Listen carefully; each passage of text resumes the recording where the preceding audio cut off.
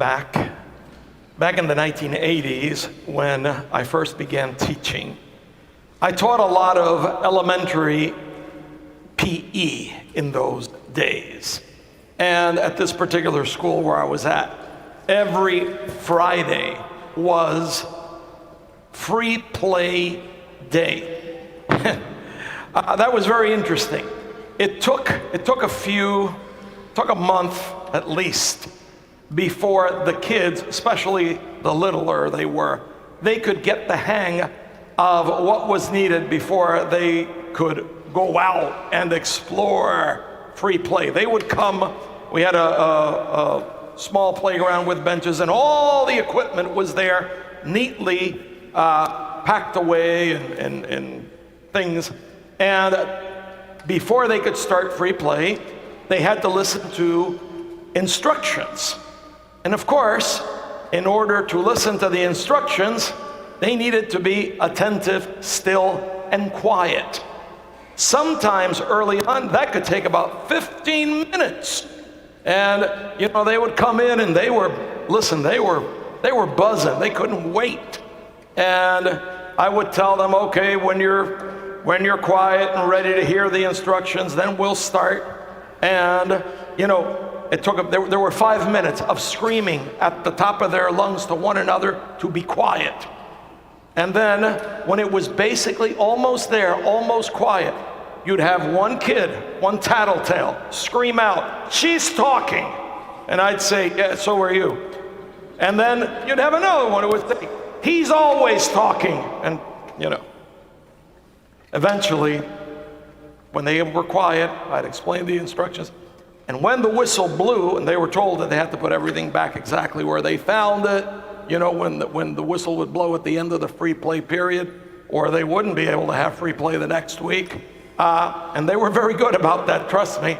But once the whistle blew and they could go out there to have free play, oh man, they got out of there like torpedoes. They were in ecstasy, and they'd play all kinds of things, and I would get involved with them. The other coach who was with me as well, we'd toss a ball with them. We'd have them chase us, or we'd chase them, whatever it was. And, I have to tell you, they would make up games of their own.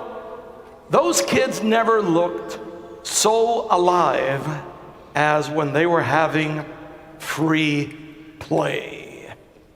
Well, the reason I'm bringing this up is because if you haven't yet noticed, 3 Sundays into Easter, the risen Lord has quite a bit of a playful attitude. We see that as he appears to all these people post-resurrection. First of all, nobody recognizes him, right? Plays a little hide and seek. He's camouflaged of sorts.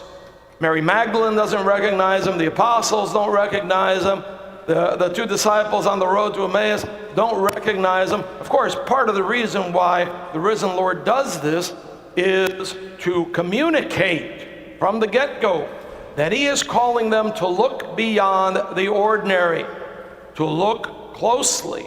And he has a lot more in store for them than meets the eye. And, he defies all the laws of time and space and nature as he appears to them. He's appearing to these people 3-dimensionally, in spite of there being locked doors and locked windows. And, he invites Thomas, right, to touch his wounds. We heard that last Sunday. Today, right, in the gospel, he asked them for a piece of fish. He eats it in front of them. And you notice how they all feel in each of these encounters with him. They are beyond joy. They are more alive than they've ever been when they encounter this risen Christ. And he begins to play with them. He begins to open up their imagination, open up their understanding, open up their lives to new horizons that they couldn't experience before. As a matter of fact, in today's gospel, look at how alive these guys were. These two disciples that, met him on the road to Emmaus after he manifested to them at Emmaus, what do? They've just walked 7 miles downhill from Jerusalem to Emmaus. They have supper with him early evening, and they're so fired up. They walk 7 miles uphill at night to Jerusalem to give the good news that, hey, the Lord appeared to us. That's how alive they are. Well, this risen Lord also appears to us the same way. He comes into our lives camouflaged, and he comes to quite often play with us, expand our minds, expand our perspectives, expand our life, to take us where we haven't been yet, and to try to fill us with new, exciting life. This is all that the Lord wants for us.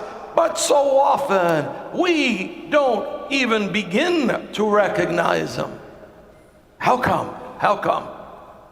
Well, it's got a little bit to do with, we're a little bit like those kids when they would come to free play day. Sometimes we're way too agitated. We're way too restless. Our minds are occupied, and our minds and our mouths, right, they're running. They're running all the time. They're running. There is an element of stillness and silence that is necessary for all of us to recognize the presence of this risen, very creative and very playful Christ as he comes to engage us.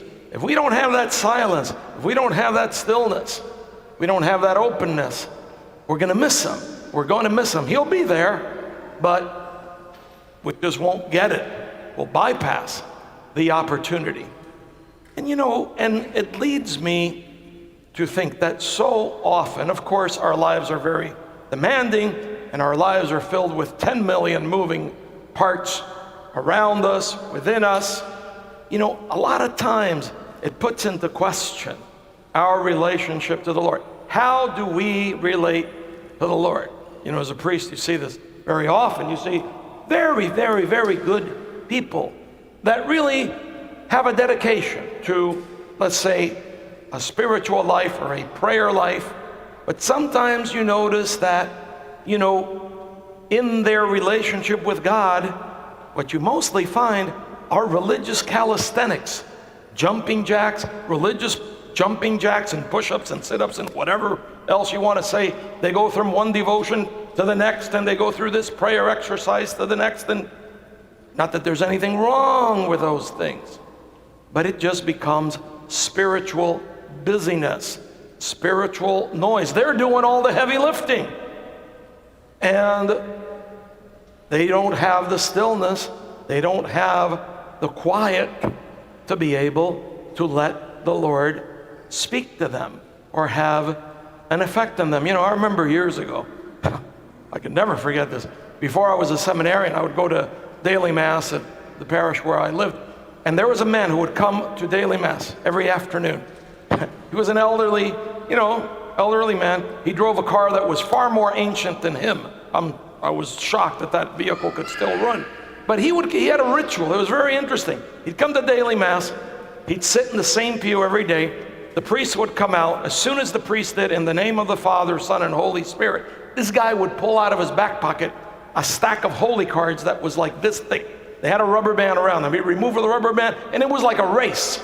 He'd start going through the holy cards.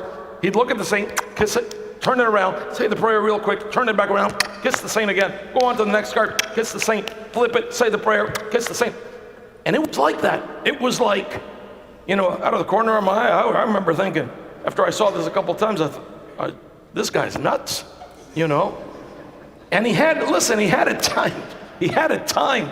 He would frenetically go through this, and he would always stop at the Our Father. He'd stop at the Our Father, then he'd receive communion, and then he'd leave early like Judas, I'm sure he meant very well, But I'm thinking to myself, what kind of a relationship was that? How much intimacy could there really be in a relationship like that? That's crazy. When we look at the most intimate, the best relationships that we have in our lives with others, guess what? If you look closely, they all carry an element of playfulness. That's what makes them particularly meaningful. Of course, there are elements of seriousness as well that accompany it. But the seriousness becomes unbearable without the playfulness. May this third Sunday of Easter help us open our eyes to this playful risen Jesus that comes to engage us, comes to show us new horizons, comes to help us explore new dynamics in our life that will make us feel more fully alive than we ever have.